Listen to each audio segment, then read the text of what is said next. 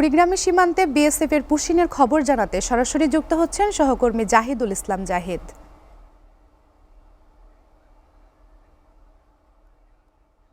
জাহিদ, সীমান্তের সর্বশেষ খবর কি দেখছেন আমাদের জানাবেন।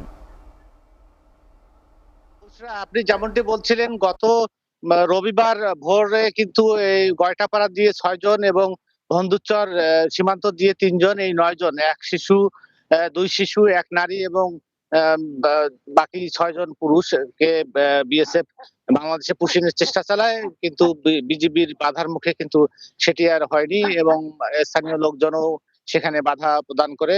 সে তখন থেকেই কিন্তু এবং সেদিন এই রবিবারেই কিন্তু সেখানে দুপুরের দিকে বিএসএফ এবং বিজিবি পতাকা বৈঠক হয়। তখন কিন্তু সেটির সমাধান না হয়। তখন থেকেই সেখানে তারা অবস্থান করছেন এবং এই কয়দিন বেশ কয়েকবার তাদের সাথে যোগাযোগ করে বিষয়টি সমাধানের চেষ্টা চালায় বিজিবি, কিন্তু এখন পর্যন্ত সেটি সমাধান হয়নি।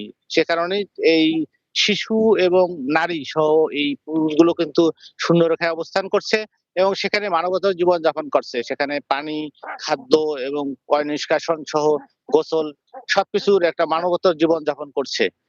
এই বিষয়টি নিয়ে আমি বিজিবির সেখানকার কোম্পানি কমান্ডারের সঙ্গে কথা বলছিলাম। তিনি বলছিলেন যে এটা আমরা বিভিন্ন পর্যায়ে আলোচনা চালিয়ে যাচ্ছি, কিন্তু কোনো বিএসএফ তেমন কোনো সাড়া না দেওয়ায় কিন্তু সমাধান হচ্ছে না।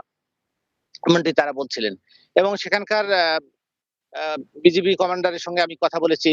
বিজিবি ৩৫ বিজিবির অধিনায়ক লেফটেন্যান্ট কর্নেল হাসানুর রহমানের সঙ্গে কথা বলেছি। তিনি আমাকে জানিয়েছেন যে এটি স্থানীয় পর্যায়ে আলোচনা না হয়, কিন্তু উচ্চ পর্যায়ের আলোচনা চলছে। কিন্তু ইতিমধ্যে প্রায় রাতেই বৃষ্টি হয় এবং দিনের বেলা প্রচন্ড রোদ। এই অবস্থায় থাকার পরে গত রাত থেকে, অর্থাৎ গভীর রাত থেকে কিন্তু প্রচন্ড রকমের বৃষ্টি হচ্ছে। এখনো বৃষ্টি চলছে। এই বৃষ্টির মধ্যে কিন্তু রাতের বেলা এই ২ শিশু এবং শিশুর বাবা কিন্তু অসুস্থ ছিলেন।